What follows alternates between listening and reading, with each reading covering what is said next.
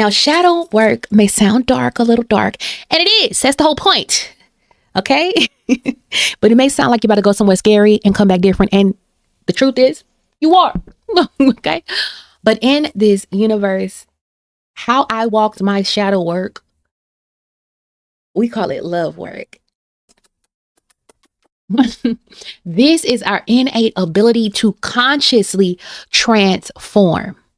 It is our innate ability to not stay the same. Your ability to change is a gift from an abundant, loving, benevolent, intelligent universe. And today I'm going to give you 5 self-cognition prompts. Okay, I said 10, didn't I? 5 self-cognition prompts. That's what we call them, because I want you to hold them different than just regular old journal prompts, because this ain't no generic stuff, y'all. It ain't generic, okay? I'm giving you these 5 self-cognition prompts. These are prompts to help you get to know your inner self and to help you get started. These 5 shadow work journal prompts will help you start to better understand who you are, especially, most importantly, to start to shift your relationship to the shadows within, to your own universe. That is how you get to know the divine. The divine is expressing themselves through you, and they are within you. Okay. Your relationship to your shadows is important. Okay. Your relationship to everything actually matters in this universe. And I'm talking about the one we live in. Okay. Not the spiritual bank one. Because those shadows, those shadows, the ones that you think are outside of you, running amok, the demons, da da da da. Yeah, nah. Them shadows, they ain't haunting you from outside, babe. The calls coming from the house, they're inside and they're running amok. Okay, we ain't talking about them out there. We talking about here. Okay, so these prompts are not generic. Okay, I have the shadow work journal somewhere in the cards. Like, and it's helpful, but we need the next level. Okay, we need the next level of that. Hold on. I'm telling you what worked for me. Okay, I'm telling you this because you need this. If you want to become a wise person in this society and live with wisdom, you're gonna have to cultivate it. And you got to make space for it. Right now, there's wounds. We're gonna turn that wounds into wisdom through these journal prompts. So just pick one. I'm gonna go through all of them though. This worked for me as a practice of, I did it daily. I rewrote daily. Okay. And this is to help you build that habit through devotion. This is an act of love to witness and be honest with yourself. And let me tell you now, when you start to say, I'm ready, and then you start to practice it, think of these journal prompts as like a little mental detox. Some things may get shaken. The table may get shaken, but that's okay. Because when you shaking, you ready to bake. That means you're ready to turn your own grief into gold. So something will awaken in you, and that gives you the opportunity to activate that transformation. You are turning that grief into gold, step by step, bit by bit. So may you turn your own grief into gold, because that golden life is your birthright. Say it with me. That golden life is my birthright. I am living my golden life, and I'm willing to do the work because it's mine, and I don't have to prove my worth for it. Now, let me tell you something. Shadow work is essential in this universe. It's essential to be a wise person, because you have to clear out the wounds. We got to clear out the wounds. You got to clear out the wounds. You got to clear out the wounds. Okay. Now back to the regular schedule. Shadow work is essential for excavating inherited patterns and transforming those generational wounds that you had no say in, that's trying to shape you and whip you across into wisdom, ancestral wealth, into wealth. So I want you to use these prompts to deepen your ancestral alignment, okay? And to better align with your own spirit. When we clear up and clear out stagnation and these energetic barriers, we are able to bless our own spirits, and space is literally freed up for more of you to emerge, because it's there, it's in here, it's already in here. Now, I want to be clear about this, okay? I didn't just write my way to inner freedom and liberation. It was absolutely a part of it. In fact, it was a devotional practice for me as a writer. I wanted to get my zeal for writing back after stopping it after a happen chance with a professor in college. And I internalized my grades as a reflection of my innate ability to write. even though I had been writing since damn near I can remember. And I've published books, won awards before I even hit college. I let a professor red mark my damn paper and their opinion convinced me I wasn't good enough to write. And so I stopped writing, and then traumas compiled and struggle compiled. And I just became even more fragmented over time because this shit compounds, y'all. This stuff compounds. Oftentimes, people who ain't even in your life no more still have a belief, an idea, an opinion. They told you that you still holding on to it. Keeping this pain here. I let this old lady tell me my gift wasn't a gift and believed it. Like James Baldwin said, we taking poisons. We got to vomit it up. But a lot of us do that, right? This is not to make you feel bad. This is to let you understand this is how it works here. We pick up these ideas and beliefs and we trust these people we put in authority positions over us. And oftentimes they're not utilizing their power in good and benevolent and beautiful ways for whatever reasons. And when we take it personal, when we believe them, now we're living in agreement with that. And for years, I didn't write anymore. I wrote plays, stories, monologues, and I just stopped. Books. Stopped. What does that cost me? That comment, that bad paper. What is holding on to those beliefs that were never yours cost you? It's time to let it go. We let people's opinions shape our lives long after those people ain't even there no more. They done left. And that is what shadow work does. You turn and you look at that space in that place that was dark. And you say, what happened over here? And you bring that light to it, to that situation. What does light do? Right? And see, these things become working in the shadows because I'm no longer consciously even caring about that class. That was years ago. And yet still I wasn't writing like I wanted to be. It was still influencing me until I decided I didn't want it to influence. So I made a new commitment. I was committing to not writing. I decided I wanted to. And through that decision, it made me stop on that path. And through the practice of writing, I started to change and create a new pathway. It got me off of that track. And I quantum leaped into a new pathway. That's the gift of being able to change in this world. Change is actually a gift, conscious change. The ability to transform pain that you never agreed to accept, and no one deserves unnecessary suffering because of ignorance. And so shadow work is a gift. That's why it's love work. It's love to not become what your pain wants you to become. Your pain don't got authority over you. You look at that pain, you look at that shadow, and you say, I see how you're trying to help me survive by keeping me closed in, by trying to protect me. But I need you to do something else for me now. Shadow work in this practice is not just a mental exercise. If you want real change, you've got to bring it through every level. You've got to write it. You got to embody it and ingest it. You got to be that change in the world. When they say be it, you got to become. I had to become the woman that writes. So that's what I did.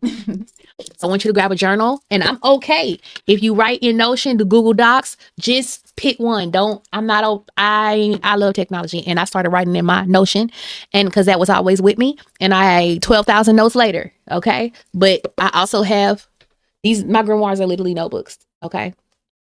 I have that too. I like that too. Just get something, your notes, like it's a cricket, like be for real.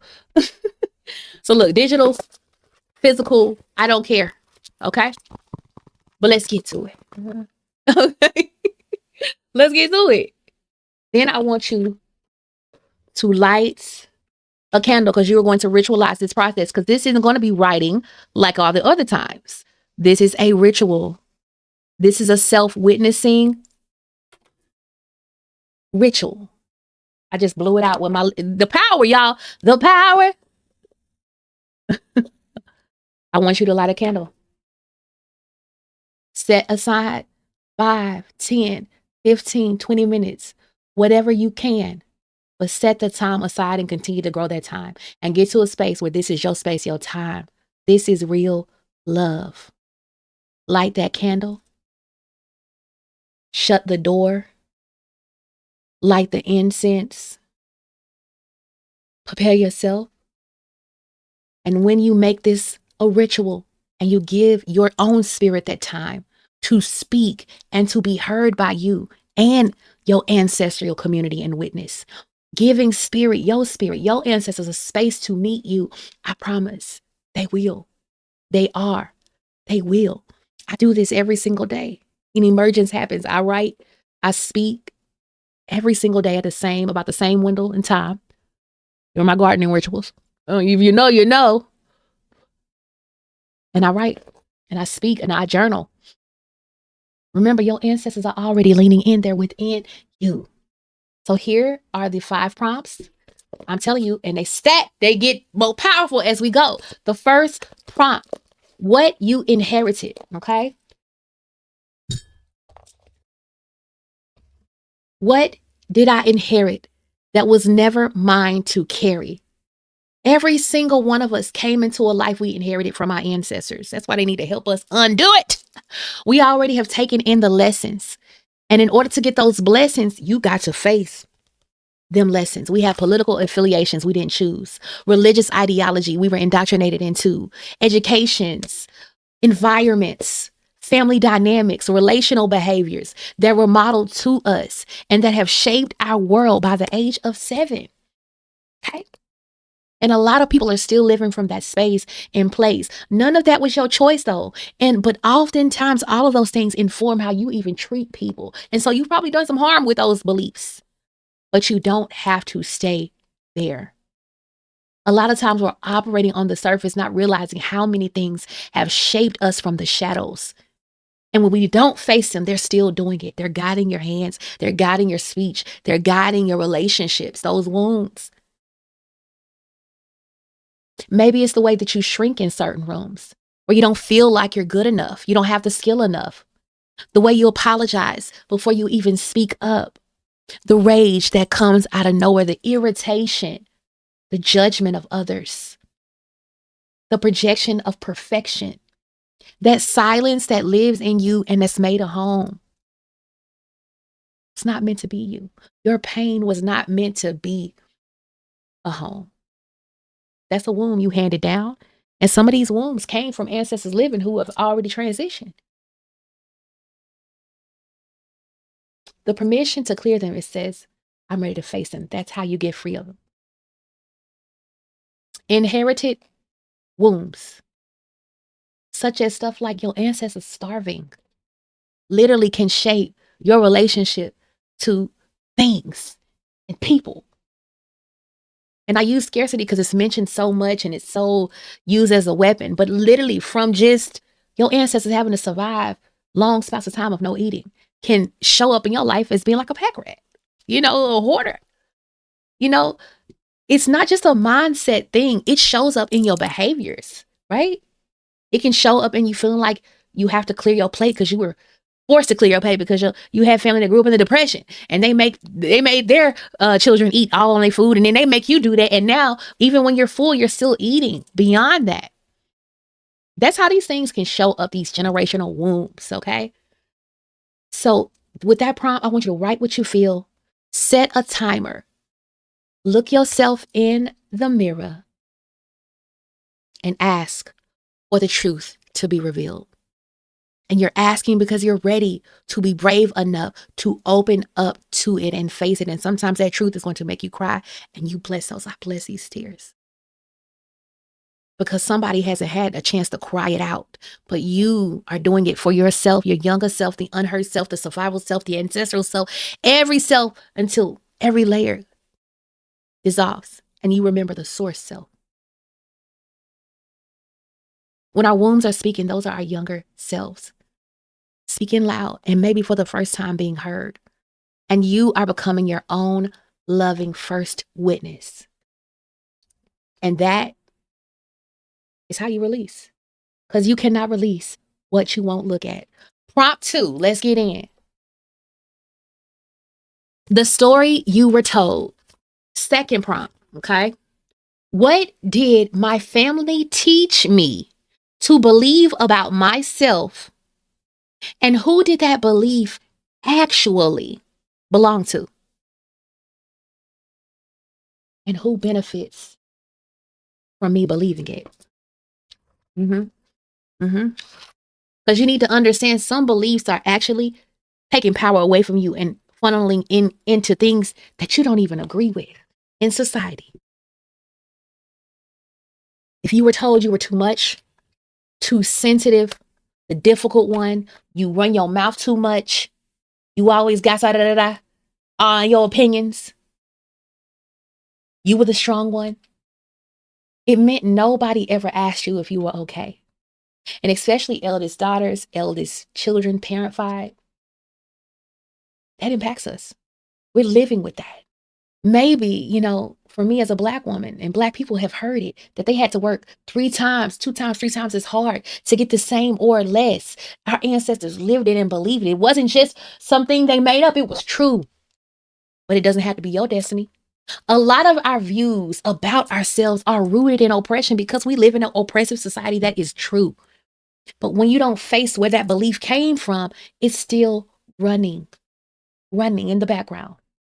And walking the path of wisdom through spirituality, as a Black woman, a fat Black woman from the global South who had started this with EBT in poverty, I had different needs that I had to address, different wounds that the new age could not help me through. The anti-Blackness I had internalized that I didn't even know had a name. The lies I believed about my culture, the indoctrination, the religious,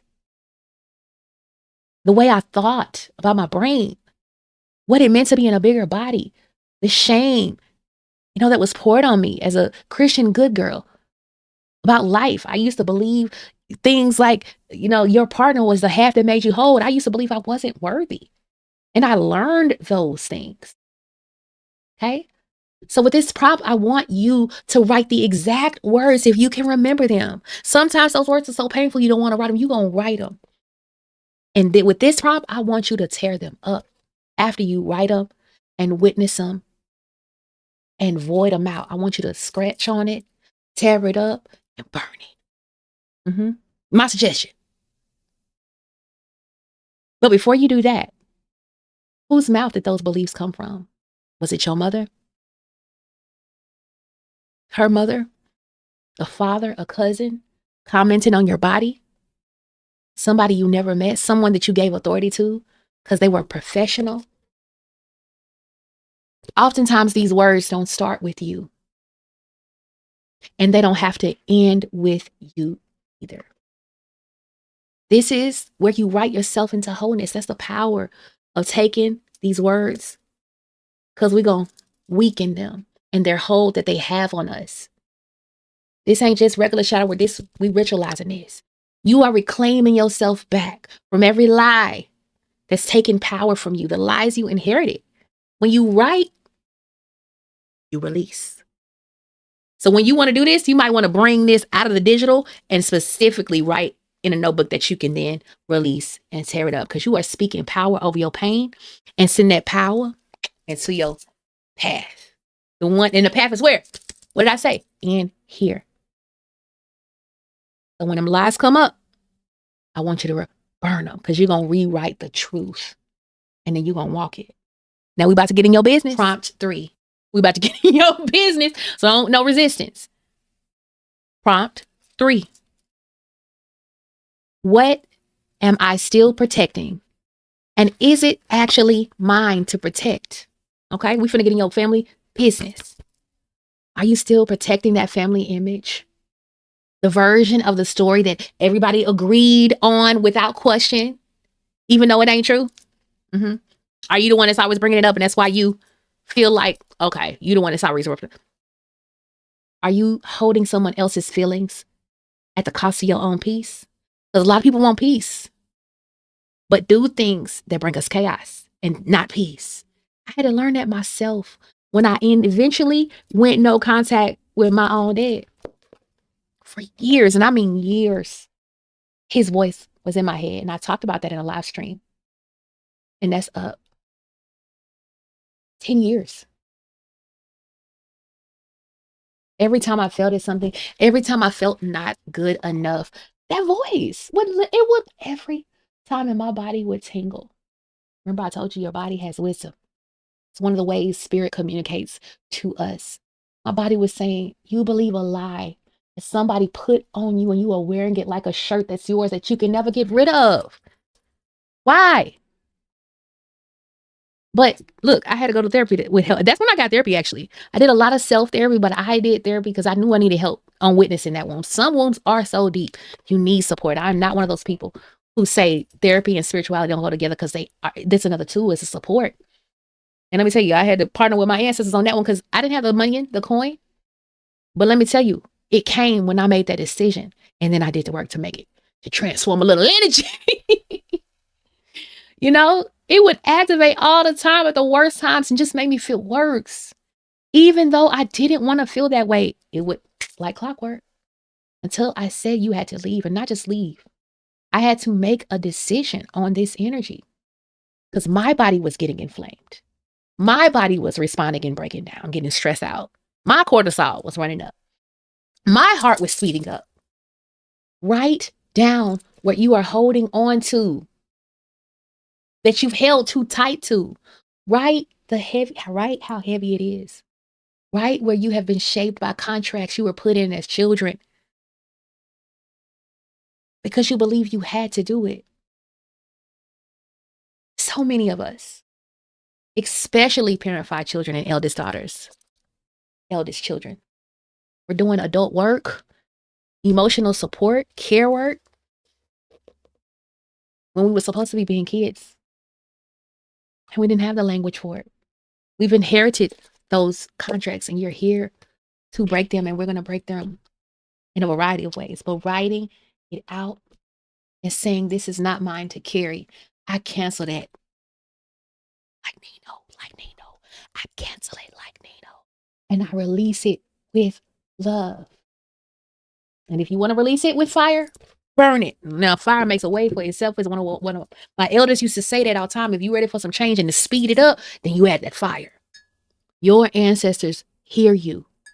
They hear the energetic weight of the pain you are carrying. That is not yours to carry, and damn sure not to carry alone. They are with you. And this really is the tip of the healing work. And when you do this, even something as simple as letting this come out, it is real energy work. And you will feel it, and you might need a spiritual bath to follow up. You might need a spiritual bath after.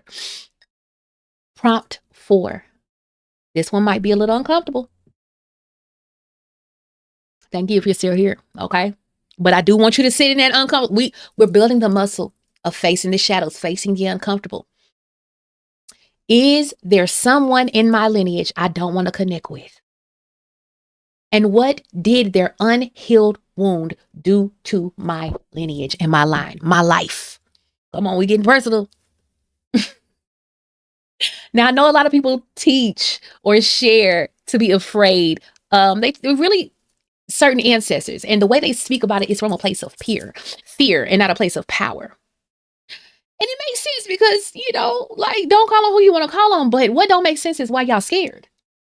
Why in the hell would you be afraid of somebody that's dead? Remember, we in the physical realm, you need matter to exist here and have concrete power. Okay, so here's the thing. It's not about disrespecting. It's about understanding who you are, what you are, and this place here and how creation works. These unwell dead is what I call them. Because ancestors is a sacred, designated class of spirits, specific in African ancestral wisdom. Okay, so these are unwell dead. They ain't your ancestors. That is a sacred class, okay, of spirits that support and help us on our journey. But we have already inherited everything we don't want from the unwell dead. Those are the generational wounds and burdens and emotional baggage. And he said, you already inherited it. Okay. You already carrying it. the wounds from that person, especially if that person personally hurt you, impacted you negatively in whatever ways. Just like we inherited the love from ancestors who shaped us beautifully and generatively, who have transitioned. But we need to address it within ourselves because there's a pain there. And maybe nobody believed you or trusted you, right? And so you haven't been able to express that because some people remember this person differently. You know how people act like you can have a different experience from a person that can't, you just shattering their vision of that person who was a monster to you. Well, he wasn't monster to be, okay? I ain't asking you to say what's there. I'm saying acknowledge my truth, how I experience it, but we don't often get that kind of love and care and support. When someone has hurt you, who's transitioned, the question is, are you going to keep carrying it unconsciously? Or are you willing to look at it and say it ends here? Transforming is a gift. Holly reminds us of that. It's how you really devour time, because these wounds can oftentimes keep us stuck. The cost of trauma is so great. It can be someone's whole future life. They can stay stuck in that one place where they were hurt. And it's awful because the gift to transform is everyone's gift. And when you face it, you're not excusing their harm or their raggedy ass behavior. Hell no. In fact, you are the testament to it not being able to shape you any longer. You look at that pain and you're saying, by giving it voice and witness, you don't have permission over my lineage anymore, or my life, or myself. And let me share with you an experience that my husband had. Years after his stepdad passed, he had shared this to me, and it was just so profound. And I've shared it before because I've asked him for permission to share it. And he had you just got an old school parent. He had his relationship. He loved his dad though, his stepdad. But there were some wounds there. And his stepdad had passed during the pandemic. And one night when my husband was sick, because I'm telling y'all, he's a medium, but only when he's sick. He just gives more tapped in. That's the thing. But all of a sudden, all his ancestors were surrounding him, and he had many visits that night from his grandma, but also one of them was his stepdad. And he shared this with me, that his stepdad came through and apologized to him for everything, every wrong mistake, everything. He could see it now. And sometimes our ancestors, after they transition, they actually need time to really sit with that. Now, mind you, I've been doing work too now on this lineage, elevation, all of that for my whole entire family, both sides. But he said he didn't know how to be the father that he needed, and that he did feel guilty for some of the things that he was acting out, his own, inherited views. And he also asked him to make sure he stayed close with his brother. And that apology really healed some things in my husband that he didn't even know he needed the healing for. But it absolutely changed him. And I felt like he was lighter. Just to get that is such an amazing gift, to know that they really do live on, and they really are available to support us. And sometimes that's the only gift they can give us, is the acknowledgement of their wrongdoings on the other side. Because many people die before they get that realization. And when we return to the truth, see, there's nothing there to judge them but their own higher self and spirit. And so when you are doing this ancestral work, doing these prompts, each one of these is strengthening your ability to receive the healing, the messages, the wisdom, the guidance that was always yours to receive. But also you're clearing out what's taking up space within you that's blocking it. You're releasing that baggage that has manifested in your life, within yourself. And sometimes you have to heal without ever receiving a sorry. I did. This is also possible too, because forgiveness is not for them. It's a gift to them, but it's not for them.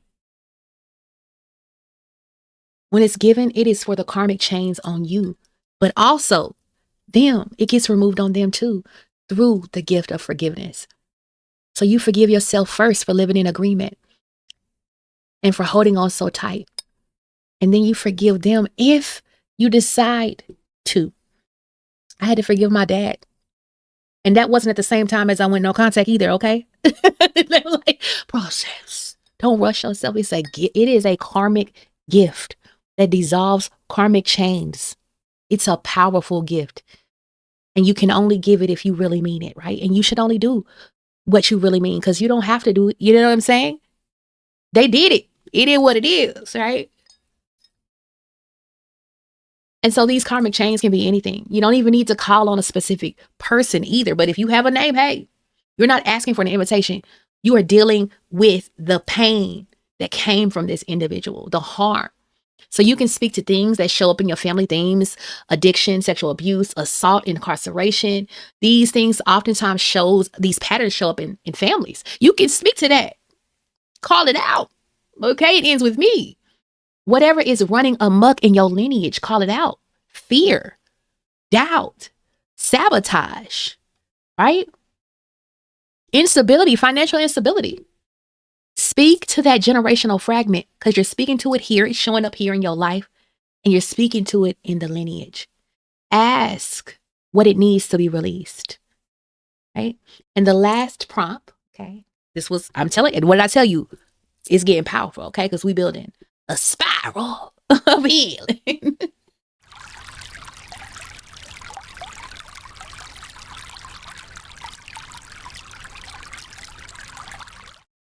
All right, this is the last prompt. This is the 5th prompt.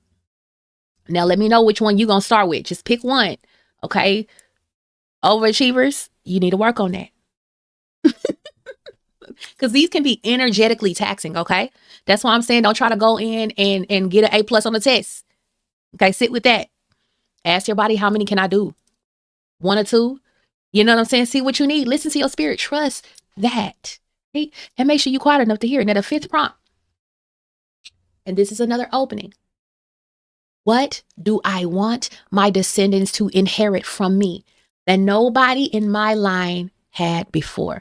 This is powerful because it shifts you from just thinking about what you need to receive out of this and to thinking about, you are future gazing, the ancestor, the wise ancestor that you are in the process of becoming. But you're speaking now as if you already have become the master. And so this is going to shape your journey. This is something you want to keep down in your book. You want to keep in the book and remind yourself of what you spoke here, because you will be adding to this over and over. So what do I want my descendants to inherit from me that nobody in my line had before me? Now, let me tell you something about doing this work. Doing this work. You are a universe becoming. Okay? Becoming a wise ancestor, someone worth remembering and calling on, who will show up, who will have guidance to give. That is also what this is. Your life, as beautiful and golden as it is, and the healing work in this path of becoming wise through spirituality, all of that is beautiful, but it's not just about your life. It is about what comes after. And our ancestors say, our lives impact 7 generations forward. So this is just a little glimpse to think about who you want to be.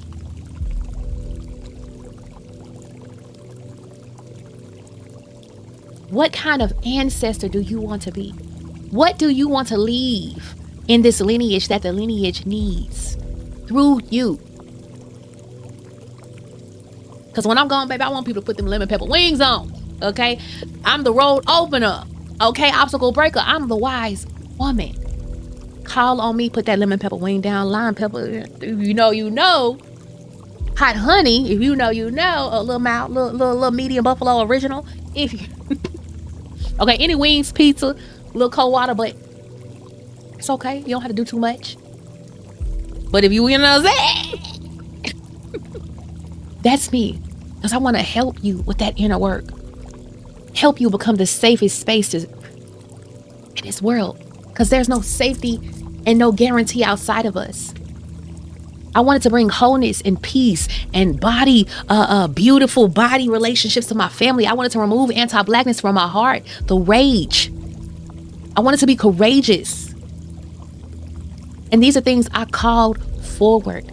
I wanted to be knowledgeable. I wanted to understand. I wanted spiritual knowledge and wisdom. I called for wisdom. I didn't want no more anger that had nowhere to go. I didn't want no more obstacles that I couldn't see the solution. I wanted my wholeness. I wanted abundance, financial stability. The courage to rise. I wanted to make new pathways that did not exist before me. I demanded my inner freedom, my liberation. And not in this wounded ego way, in a way that says I'm worthy of all these things, because that is what I come from. That's what you come from.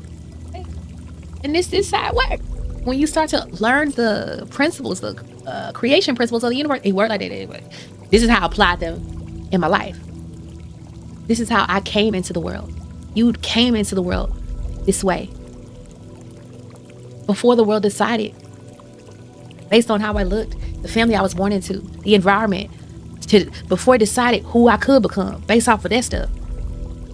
I want you to write the ancestors that you're going to be and what you're going to bring into this lineage as if it's happened. Because that is how you walk the path, as if you have mastered it, because you have. You are not here by mistake. You're not here across this video by mistake and not on the ancestors. Look, you know how the algorithm works. You're sending out energy all the time and it's listening and replaying back, right? As they say, write the vision and make it plain. And it doesn't mean it's not going to change, but this is a starting key for you. It was for me. You are telling your path who you are becoming. And then guess what you're going to show up in? Walk it like you talk it. You ain't going to just talk about it. You're going to be about it. Somebody finish that in the comment. Okay? Now look, you don't have to do all 5 today. Some of y'all are here, overachievers. Y'all dedicated. Let's call it passion, not overachievers. We're going to speak with love. Okay? Some of us need our healing more than we need air right now. We feel like it. And I was there. Okay. So I did go hard and intense and was persistent. I literally let Gary Vee talk me into it. Even though I don't agree with most he said. One day I saw a video and Gary was like, the people that make it are like, he was like, they are just obsessed, And I became obsessed with my healing. Okay. I did. I did. It was like a 5-year journey, but I have it. I have the receipts. Okay. And I'll do the one magic. Roots, rites, rituals, and ancestor work. I said it now. But don't let me jump it, okay? So you don't have to do all 5 today. I want you to pick 1, 2. Whatever's calling to you, pulling to you, pick those. Get you a book, a dedicated book. Because especially if you want to do tear out and burn. So still invest in getting you a book. And it's okay. This was $2.99, y'all, from Ross. This was $1 at Walmart. Like, please, if you want to get something expensive, but don't let that be a barrier. Okay? And when you're done, I want you to read what you wrote aloud. Witness it. Sit with it. Even if your voice shakes, especially if it's shaking. Hey, we like shaking because we're ready to get bacon so we can cook. Whisper it if you have to. Because a whisper goes straight to your subconscious. And maybe you might need a spiritual bath. You can cleanse. Do that. I already gave you one in a different video. Because you might need it. This can be heavy energetic work if this is the first time. What comes up for you in this experience is real ritual work. It's a real grief release. And those are ancestral waters being activated within you. And they're going to release some memories, some other things too, right? Release it all in love. Bless your own becoming.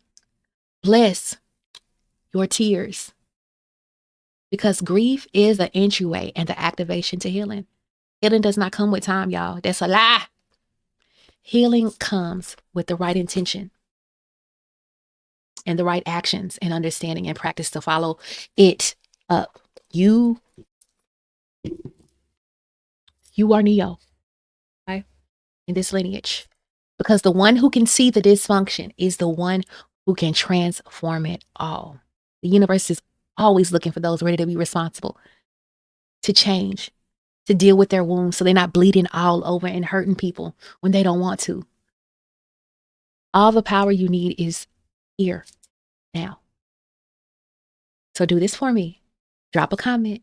Tell me which prompt you're starting with tonight. And if y'all want some more to help, I don't mind sharing some more. Remember, I can't give you the whole path, but I can help and share how I got through these hurdles so that I could keep that flame not just lit, but keep it growing and going. I read every single reply, okay?